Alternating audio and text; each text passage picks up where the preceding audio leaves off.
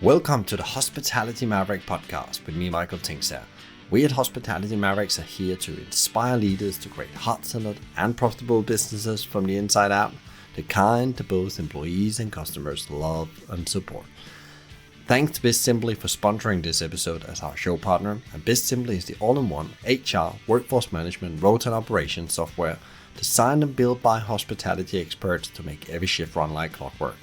And we join forces to help the industry to find new ways to become even more innovative in how we lead our people, how we operate, to how we grow our businesses, to how we serve our customers. Together we want to share strategies and tools that can make the industry thrive long term, not just survive. We cater for a demand that is ever evolving. We help diners to feel seen in their own needs and preferences, which gives, obviously, to the hospitality sector a great asset to be ready for any challenge that they're going to need to face. This is Ludovica De Pieri. She is the founder and CEO of Reveal My Food, and they help restaurants and diners making eating out more safe by helping creating total transparency around allergy and nutrition. And in this conversation, we talk about the power of the platform Reveal My Food provides and what it actually can do both for restaurants and diners.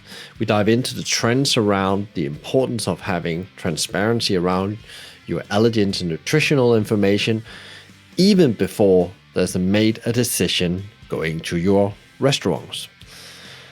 We also talk about the power of getting this right and the massive revenue and loyalty opportunity there is in this for restaurant and food service operators. We dive into the biggest challenges of our industry and how they can be solved now and what opportunities there's within them. She also shares how she's leading herself and her approach to making very hard business decisions. She also shares how she is leading herself and how she approaches making very hard business decisions. Before you tune in, please sign up for our weekly newsletter, Maverick Talk, via hospitalitymavericks.com. In the newsletter, you find more insights into what Maverick leaders know and do, and you will always catch the latest episode. If you like today's conversation, it would mean a world to me if you could leave a review of the show on our website, Apple Podcasts, or Spotify. Enjoy today's conversation. As many out there probably listening in, like myself, has been setting goals and ideas about how I improve my health. And food has a huge impact, I believe, and also today's guest believe that food has a huge impact on how we do as an individual. So what you put in, you get out, I normally say. And then also it has an impact on, how I feel when I go out and I have to buy food in a restaurant. Can I actually get something that fits with my ideal about the new identity I created around health in 2023? And then we also going to be talking about what can you actually do as a food service operator, if it's restaurant, catering, and so on, to actually be part of actually optimizing people's health through nutrition, but also actually educating people a bit more about what they eat through their food. But I'm not the expert on this. I have just set the scene to welcome Ludovica to talk about that, because she has a background that really, really carries a lot of weight into this, but also she is building a platform that can help food service operators do this better. So welcome to the show. Thank you so much. It's a pleasure to be here and an honor considering the interviews you have done in the past. So thank you for having me. It's lovely to have you here. So for people that hasn't heard about you and Reveal My Food, could you just talk a bit about what have your story been into actually trying to create something that can help with nutrition, and also how you actually got to that you needed to create a platform that can help, operators doing this? Absolutely. So I created Reveal My Food as logical outcome of my experience. I'm a public health nutritionist. I've been working for almost a decade with the government to implement intervention for obesity prevention. And on the other side, my mom suffered from food allergies, and cherry on top, my granddad was a head chef. So I always look at the hospitality sector as a force that can really help us to achieve our optimal health. And I believe there is nothing better than sitting around a table and tasting the creation of a chef. So I created a review of my food, which is software for the hospitality sector that aims to unlock the true potential of the dishes that restaurants serve to people. Meaning that we analyze their recipes and their ingredients, and we describe to restaurants first what is the profile around allergens, nutritional value, ingredients, lifestyles, and health claims. And then we empower them, we provide them with a digital menu that can help them to showcase to their diners what is the option that is the most suitable one for the identity, as you mentioned, that they created in 2023, their health goal, their dietary needs, and the necessities that are, personal to all of us. And what have you learned on that journey? That is that actually a thing there is a need for out there? Is like, are people actually looking for, when they go to a restaurant, that they can actually continue eating their way? Because I think we all think that we're talking about diets here, but you're not talking about diet. You're actually talking about a way of eating to actually have an optimal life, energy, health, and so on. Yeah, totally. I think restaurants, first of all, need to understand how much has changed the demand for this information. And so this question is very relevant. Around 60% of the population search for specific allergens, nutritional ingredients information, either for themselves or somebody else in the population, in their family. Therefore, you can imagine the demand that is in the market for information around the true value of dishes. And to give you also a perspective on how starved this demand is, I would like you to imagine your process to find any information when searching for a restaurant.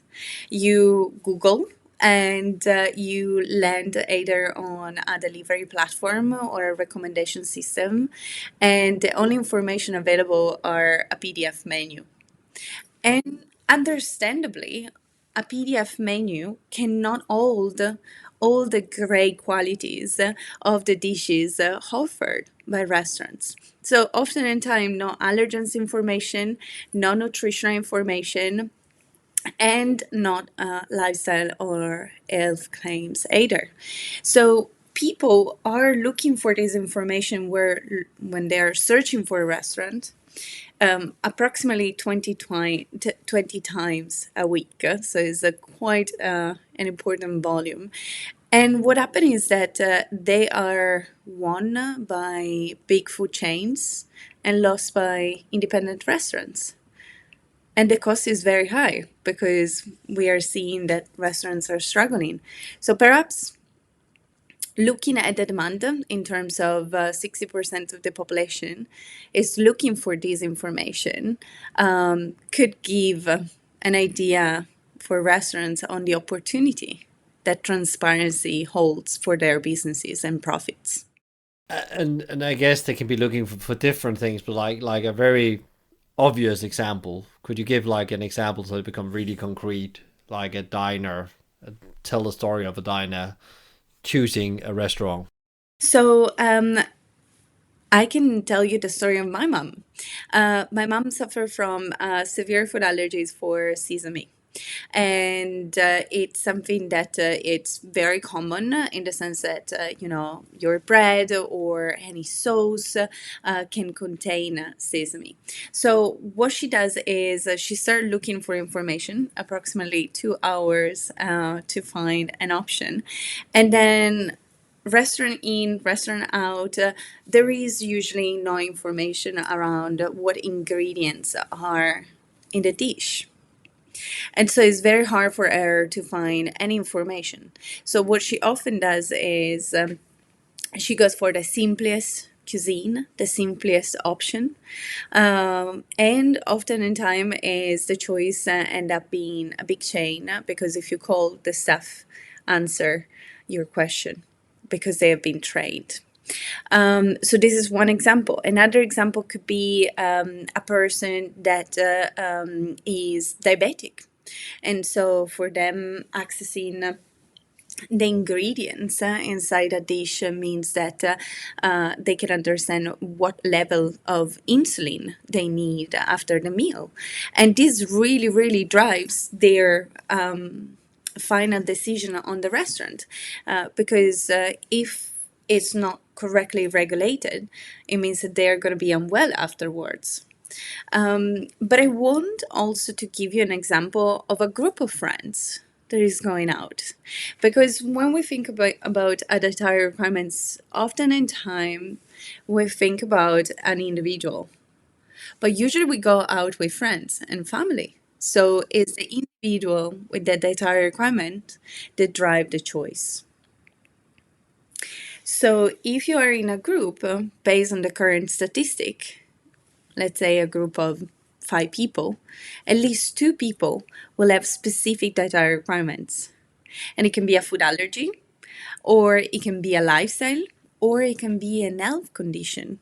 So they need to exclude certain ingredients for their syndrome or their diabetes and so on and so forth. So for a restaurant, having this information accessible when the diner is searching for an option means that that group is going to sit at their table and not at a big chain one. And it also means that effectively these diners will be very satisfied because now they have an option, an easy option, I would add, that otherwise it would take them 2 hours to be found. So it is very impactful. Can you talk a bit about, Ludo, how the platform actually helps with that? So how it actually helps you find the restaurant and what actually, the whole idea and how the mechanics works from your experience, both from a nutrition point of view, but also from a business model point of view for the restaurant. As emerged by my answer, the main problem right now is that restaurants offer is not put in front of the right audience. And in the first place, restaurants cannot understand or communicate fully what is their offer. So what Reveal My Food does for restaurants is firstly, we analyze all their recipes and ingredients for allergens, nutritional value, health claims, and lifestyle. So immediately we expand the options for diners by up to 80% without changing what the restaurant is doing, by simply analyzing and having a data-driven approach. And next, we give to the restaurant the bespoke and digital menu that can go on the webpage of the restaurant. And our AI optimize the information in order to position the restaurants to rank higher on Google searches. So if we go back to the example of my mom searching for sesame-free options on restaurants' menus, all the restaurants use our platform will rank into this search and therefore will be now available for my mom or anybody else with a sesame allergy, and therefore we drive more traffic towards the webpage of the restaurants based on the offer they have. I guess that both party wins. Yeah, that's what you're saying. That the diner Absolutely. gets very happy about that. I didn't spend 2 to 3 hours just finding a restaurant, because that will almost feel like you're spending more time finding the restaurant than you're actually going to spend in the restaurant. So like for me, time is very critical, and you're absolutely right, because over Christmas we were traveling, and then we were out with some family and friends. One day we were 8. And because we had a conversation before Christmas, I was like, for the had actually, when we come to it, like some kind of request, if it was health reasons or just because they want to be conscious about something, they didn't want to put in their gut. There was actually somebody that was really much didn't want to put specific things in their gut because they were focusing on improving their gut health. It became very interesting as I was looking at that, because I never actually thought about it in the same way. I thought like we actually went through quite a lot of options before something was found back and forward on WhatsApp, to everybody say, okay, we can go there, that everybody can get something there, but that was like trying also to build a menu together from starters to desserts. So I think you're definitely spot on with the 60% is probably not wrong in any kind of way from my own experience. That's one example out of many, but I think we will all think about it. We all in those situations when we have to go and do that. So what is it that you want to achieve with Reveal My Food? What is like the mission? What is that you're going to change then in that perspective? Because you're going to definitely help some people finding the right restaurants to go and eat at and generate some income. But what is like the big goal for you in all this? So, as a vision for Reveal My Food, we want to make the food environment more inclusive, safer, and healthier for everybody.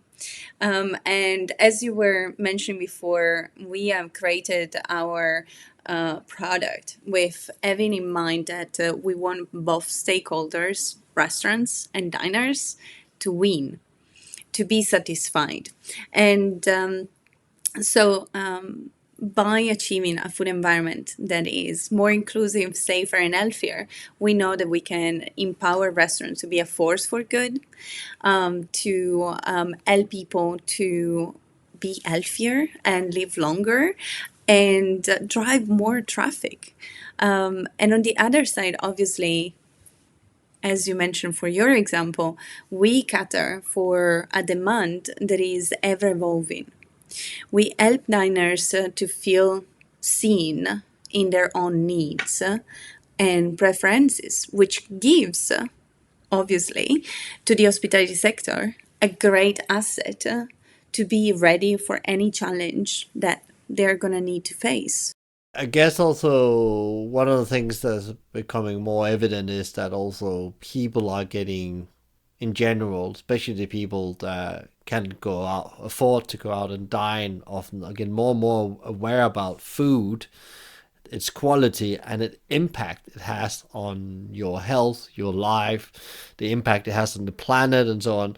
Is that also something that you see here is important for these diners if you should be listening to all your audience as an operator? Absolutely, it's fundamental.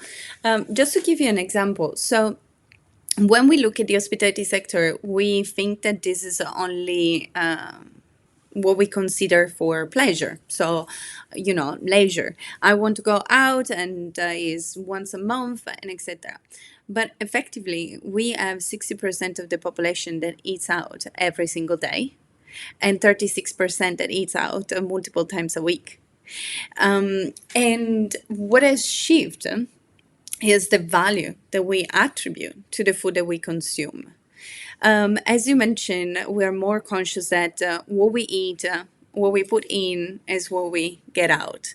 And restaurants can definitely help us to improve our health, because the quality of the ingredients that are sourced, the seasonality that is followed, the variety that we can get out of different restaurants offer is incredibly valuable for our health. But what is missing is the communication. And so why diners are looking for this information, because they understand the true power of good food. Restaurants I believe, are still looking at the food that they provide as pure pleasure and not as a service. But it's interesting as well if you think about, you say 30, was it 36 or 37% you said eats out multiple times. That also means it's not always a treat. It's also because that's way how I work. That's where I can't bring food from home. I can't store it. So I'm actually still want to maintain a similar good way of eating and consuming food as I would have done in my own home, but I just can't bring food with me. I don't have the time for it. That's a big opportunity with them, especially in the whole takeaway to go market. It creates also a bridge between the restaurant offer and the understanding the restaurants have around the demand. Because again, we bring back the concept of values. If the restaurants can understand the values of their audience, then it will be easier to understand that what they're offering is an opportunity for them to feel healthier, to be healthier, to perform better in the workplace or at whatever they are doing. And actually, the research gives us very, very good data. By improving the quality of our meals, we have 56% chance of preventing long-term health conditions. And this is a very impactful data because it's the health of all of us, you know. And on the other side, by improving the quality of our nutrition, we can improve our productivity by 15%. Now, I don't know about you, but for me, improving my performance by 15% means that I can run my business better. I can serve my clients better. And therefore, restaurants can look at what they can do for their audience as a service to make them more productive, healthier, and happier. I would also add. Yeah, and that's super interesting because you think about food that is consumed in the workplace as well, where the employer has an impact on what's actually served on the menu, understand the impact that menu does from a nutritional point of view. They can now start looking at concrete things if you build it on that stuff. Is a study that will be very interesting probably for people to get access to. We can talk about that afterwards, or where they can find more about that, because like what we all are trying to do, as you say, spot on, is that we all want to be get more out of the time we have, the more out of ourselves. And actually the after sleep food is my biggest focus for my own productivity as well. Doesn't mean I always get it right, but I know what I need to do to go right. And I actually know also, it's funny, as you said, it's like there's some people that has health condition, but also I found out there's things that actually my gut doesn't deal with very well. So I love red wine, but I get too much of it. My gut doesn't really deal well with it. So I actually need to be aware if I want to, because my gut goes on overwork, and then my brain capacity falls Yes. down, and that's the only thing I have. It's my brain in principle in everything I do, and that needs to be well. Also, I don't exercise just to be fit. I exercise to be, have a good mental health. This is so interesting when you start talking about performance on individual level, just for the customer. Actually, you as a brand think about how I'm going to impact my customers' performance when they're eating with me. Just to add on what you just said around your gut health, this is a perfect example for that restaurants should really pay attention, and so caterers and so workplaces and schools and hospitals, is how we shift our perception of what sits well with us and what doesn't. So now, if you are looking for a restaurant and you know that you are, looking to have a mindful consumption of wine, but you want the highest quality. So if you find a restaurant that provides you on the menu with that choice and characterize that choice for, these are organic grapes, or local, or they have a specific spice blend, and etc. What the restaurant is selling you, it's something that suits your new need. And people are starting to look for these type of values, this type of information. We are, fortunately, at the verge of understanding that nutrition is personalized nutrition. And our needs are unique. And so what Reveal My Food wants to do is to help restaurants to provide an offer that can be personalized, because the information are available to the diner to choose from, to understand what they are getting into their body, and therefore why they are paying what they are paying for these very valuable, good ingredients. Yeah. Yeah, it is super interesting, and I think definitely, as people listening out there, they probably already have requests from people when they come in, they can't answer and so on, and you also take all that stress away from your people, because suddenly you get your knowledge sharing put in one place. Because I can remember the first time I was asked about allergens. I didn't even know what allergen was when I was 15 years old in a McDonald's restaurant. I had to go and find my manager, and then there was like this thing we pulled out with whatever there was in. How many years have you been working in this industry? So when I was 15, I worked there for probably a couple of years, because I already worked in my mom and dad's restaurant. So yeah, but that's that. As you can see with the grey hair, it's some years ago now. We talked the 90s. The situation is exactly the same.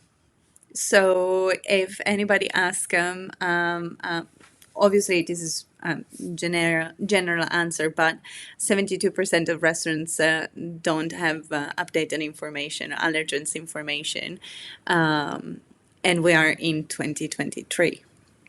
So we really need to address these, and it needs to change.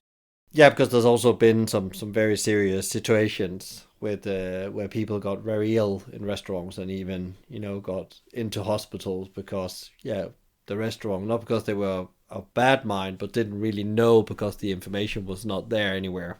There was just that one ingredient that set the whole thing on fire. Sesame is a very good example of that. So what if we just zoom out a bit and go and look at an industry right now that you are working together with? What is typical the partners, clients you are taking on board? What typical type of restaurants are they? What kind of service do they deliver? So, in terms of restaurants, we are open to restaurants of any size, because we have seen that the underlying stable condition in the majority of restaurants is that they are lacking visibility of their processes. And so, Reveal My Food brings that visibility back into the picture and gives it extra value. And to be more specific, we are at the moment collaborating with restaurants that have a few venues that are looking to expand their offer and be more competitive in the market by showing their uniqueness. And so all the effort that goes into choosing specific ingredients or developing a specific menu is now highlighted and communicated correctly, because we analyze the information for them and we help them to communicate that. On the So we work with restaurants, but we have also worked very effectively with some associations like the NFFF, which is the National Federation of Fish and Fryers, and we're helping the fish and chips industry to really look at the quality of the products that they get and how to communicate the fact that by being focused towards one menu, they can effectively still serve a very wide audience looking for sustainably fished fish or for a smaller portion or different portions depending on what is the menu characterization. And now we are looking to offer these visibility and transparency also to food caterers that are supplying workspaces or canteens in different locations.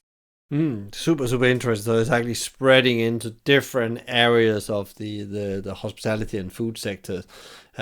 What do you see then? Because like loads of things is going on in the moment, and what do you see as the the significant challenges for the industry? You already mentioned a bit, like right now it's important to, as definitely as an independent restaurant, to be able to grow your revenue as well. That was one of the things you said before, but other things that like come in, what do you see as you are in conversation with the sector? I think is the connection with their diners. And I know that many of my colleagues will mention when asked this question, the problem is the employment crisis. But I think that is a result of other problems that the hospitality sector needs to face. And one of the main one is being able to listen to the feedback of their clients, reach the clients where they are. If we look at the market that we're facing, the goal is to retain a loyal customer, drive more footfall and more traffic towards the venues, and therefore increase or maintain revenue. But in order to do so, what restaurants need to understand is that they need to start asking questions to their diners. What did you enjoy? Was it good? What would you like to see more? How did you find us? And why did you came? Is that because we have a specific offer? Is because of what is on our menu? Is because of the information that we share? By creating this connection, and it can be done especially through digital channels, restaurants can effectively find the right channel to find new diners and therefore increase footfall and therefore save their revenues. But everything needs to start, from my perspective, with the question of how do we understand what our diners want or liked from us. Have you have any experience of somebody that's really good at that, and what was the effect of that? Yes, I had the immense luck of working with Sam Lee from the Temper Restaurants and her marketing strategy to promote Temper Restaurants, and especially the new opening Shoreditch has been incredible. They design all their marketing strategy to really understand what diners were looking for.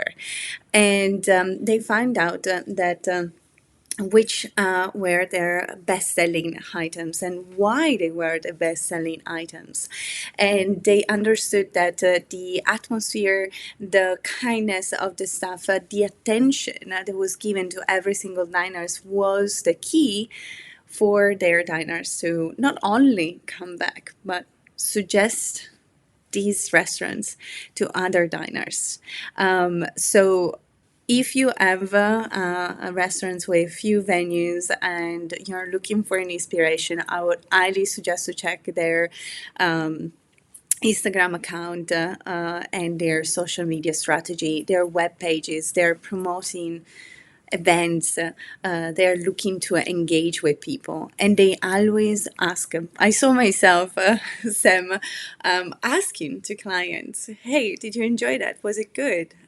What did you like?" And creating this relationship with your audience means that they feel seen, they feel important, they're coming back for sure. And so you're saving your restaurants. Great, great, great. It'll be good to have a look at them. I have actually looked at them from our previous conversation, and you're just spot on. That's definitely something very just on social media. You can see how they actually with communicating with the diner. And actually another one I know that is very good of that thing about building the bridge to their community and actually asking the community where to open the next restaurant is a great example. Is Mowgli's. Nisha Katoner and her way of running their social media, but also how they are present in each town then and how they actually are local business within each town and participate in the community. And that's how they know what their diners want and how they build this special community relationship with them. You launched a business in a time where there has been, I want to take the light and put a bit on you now, like in the pandemic, over the pandemic. You've probably been on the journey for longer, but you're launching into the toughest time in the industry. What has been like your most significant learning as a human and now business leader in the last 2 years? We all take something away. That's my feel when I ask people on the podcast, when I meet people I talk with. Is like we all have different ways where we actually have shifted something in our head, and I think we always do, but it feels a bit more significant in this part of time. I love this question, frankly, because I saw myself evolving as from being a nutritionist to be the leader in my company. Hopefully, my team will see me as a leader. Hopefully, so what I learned, the best lesson that I learned is that my team is my tribe. I always believed in allyship. That's one of the values that I bring in Reveal My Food, and is the way in which I treat my clients, because they are allies, they are partner, and I want them to succeed. But looking inwardly and looking at my team, I see in my team my tribe, and as a leader, what I learned is that today they are working for Reveal My Food. Every day we work together, but maybe in 10 years I'm going to be the one working for them. And so the most impactful thing that we need to learn is that if we learn how to work with our team, that we know that somewhere in the world there will always be a person we can do something together. And I thought something else you said in between those lines, and you've probably been thinking the same. It's also about, sometimes it's the ego in the way, and you forget that you are not always the leader. Because when I think back in my time, I'm not always been the leader. I've actually been the leader, then maybe had another role, and actually quite funny.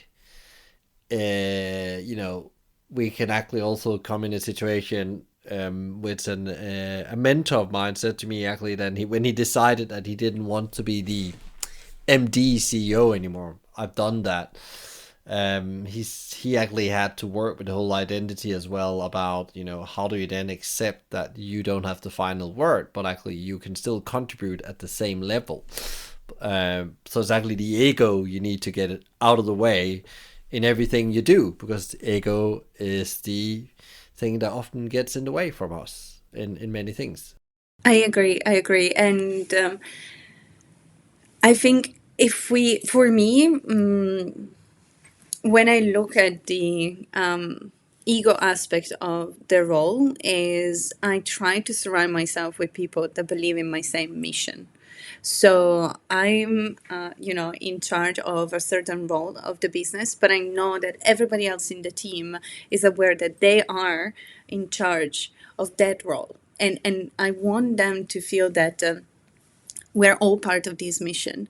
And it is very important for them to understand that they have the capacity, power, and also responsibility to make an impact and make what they're doing having an impact as well. What about on that journey becoming your own business owner? One of the things I've been faced with during time is like making hard decisions and loads of them. And how do you make hard decisions? Because I believe we go into a year, so this is a question I will probably start asking more guests. If you're listening into this, you will probably hit that question, because I think it's going to be a year of hard decisions.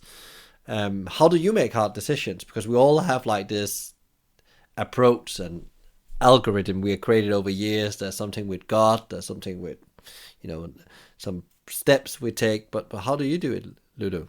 So, firstly, I agree with you. We're gonna definitely get stronger after this year. I think we will have hard decision to make, and we need to be ready.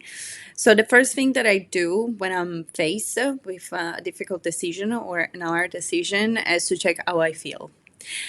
Because when making those decisions, you want to be sharp, you want to be present, you want to be focused. The second thing that I do is to try to get to the root cause that get me in front of this hard decision, because usually there is where it lays the answer to my decision process. Because if I know what caused that, that I know if it is something that I can solve or it's something that I need completely to sneak out and start again.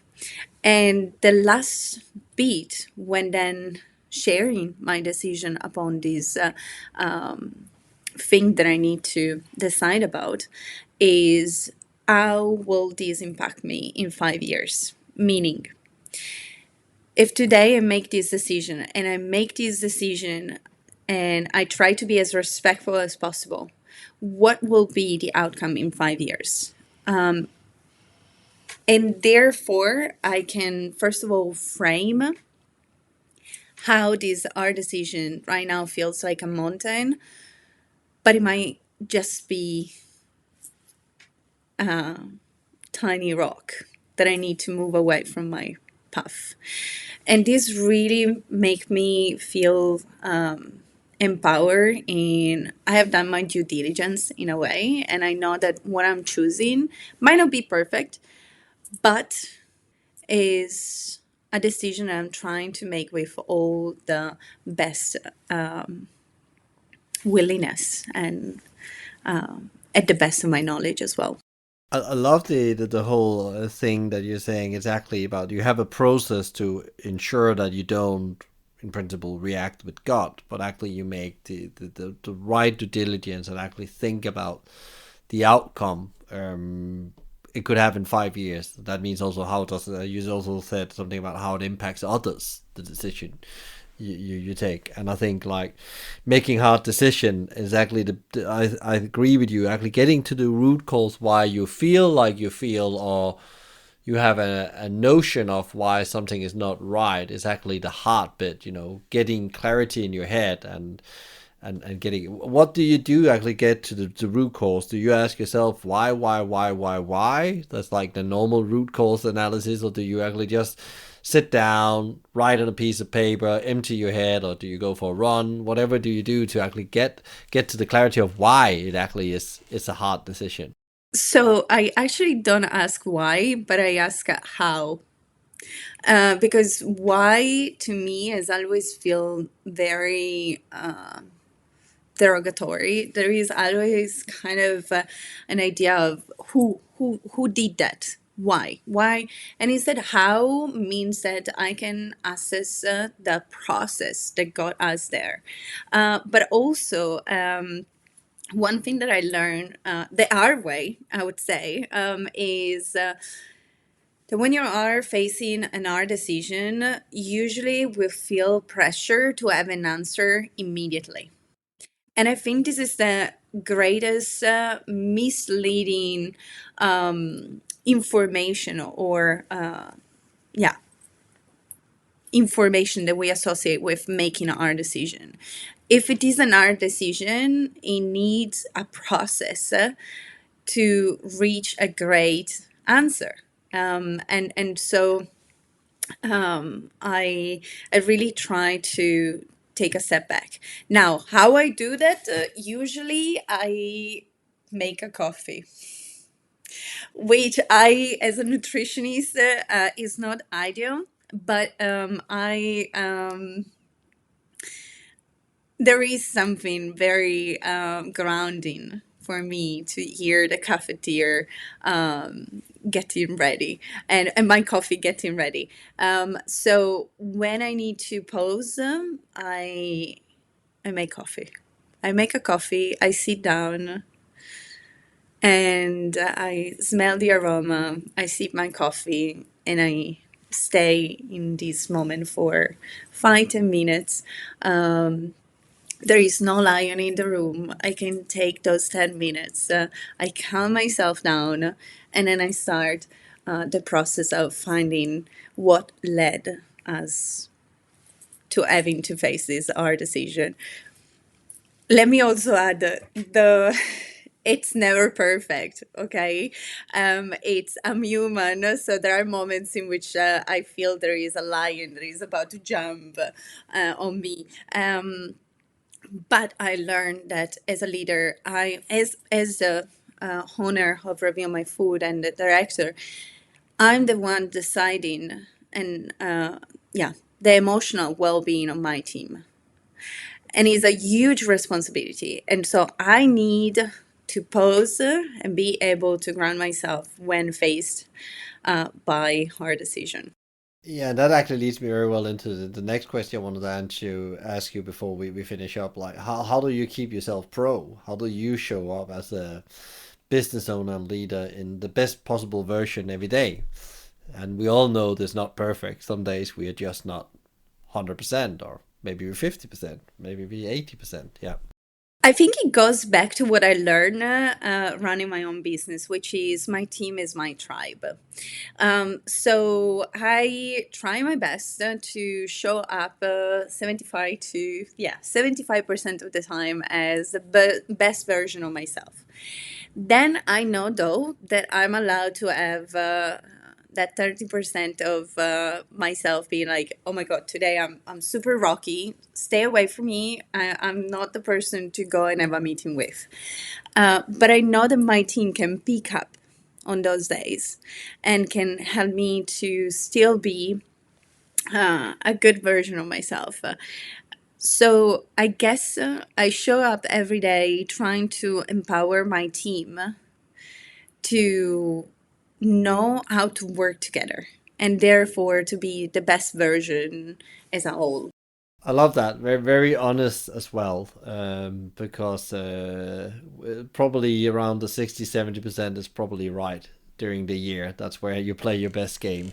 If and that's if you really put effort in. That's my own experience as well. So what is your like top advice to other leaders out there that's also building like you a business as a force for good? You wanna improve public health, but like what is like your top advice to leaders that once on a similar mission with their business? I believe that every business should have a mission. I believe every business should have a mission. It doesn't matter if it doesn't matter the sector. You can be the one running a small coffee shop. You can be the one running a deep AI tech venture. You can be in biotech. It doesn't matter the sector. It matters if you are aware of the mission that you're pursuing. And I'm going to explain you just why the mission is so important. I believe that when you are in the position of running a business, you need to be aware of the people that you will impact.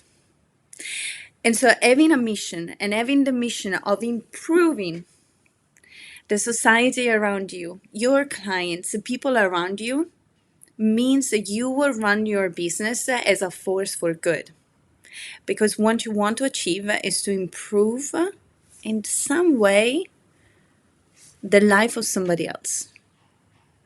So my suggestion, what I learned, what I truly believe is if you are running a business, if you are thinking about running a business, find your mission. It's not the same thing of a goal. Find your mission. The goal will derive. Yeah, goal. I don't normally go. Goal gives you purpose every day to do the mission. Yes, That's how I yes, see it. I Yeah, agree. yeah, yeah. Great. That's a great. Yeah, because like the purpose and direction, as I call it as well, is so important when, especially coming back to when you have to make hard decisions. It's also something I check in with. Is that actually alignment with my purpose and mission for life and business and how I want to do things? What is the one question you have wished I asked you, and what is it, and how would you have answered? So I wish you asked me where food businesses can start to make their information more available. And the answer is they need to look at their inventory and their recipes. Start from the bottom up, and there are plenty of resources available in terms of start from an Excel file, very simple. Log in all your ingredients, all their allergens, and all their nutrition information. Understand what is the value that you are serving your clients. And then based on that, it's going to be so much easier to understand how to connect with your diners because now you know what you're offering. Great question, but also so answers actually. So the answer to many of this actually lies in what they already have. That's where you start with the plates of food you're serving and the meals you are providing to your guests. Where can people find out more about you, Reveal My Food, and how do they connect with you and all that jazz? So we have a webpage, which is our main point of contact, and is revealmyfood.com. You're going to find also an email, which is hello at revealmyfood.com. We usually answer within a couple of hours, and it will be very good to welcome new questions and new people into the platform. So if you're interested to know what is your offer, if you're interested to know what is Reveal My Food offer, reach out at our webpage. Great. Thank you so much for coming on the show. I was really looking forward to this conversation, especially around the whole nutrition bit, which I think is a great, business opportunity, but also like a responsibility we have as serving people food on plates. Food they don't get unwell of. And so thank you for taking the time. I send you and the team power and energy to continue this journey of improving the public health. Thank you so much. I really appreciate that you're listening in. So, if you enjoyed today's conversation, please share with others, rate or give a review, or subscribe to one of our channels, which all can be done via the website hospitalitymavericks.com. I believe that reading the right books is the key to become a better leader. So I've helped you with a curated list of some of the best books to improve yourself, others, and the organization. Find them on hospitalitymavericks.com. A big thank you to BizSimply for supporting us, bringing great insights, strategies, and tools to help leaders to become better every day. Check them out at bizsimply.com or on their socials at BizSimply or BizSimplyHQ. You can also email them directly at podcast@bizsimply.com. Thank you to Fina Charlson, who is the show producer from the Podcast Collective. If you have any ideas and feedback for the show or other thoughts, reach out to me via LinkedIn or via my email, michael@hospitalitymavericks.com. I'm Michael Tinkser, and you've been listening to the Hospitality Maverick podcast show. Be Maverick.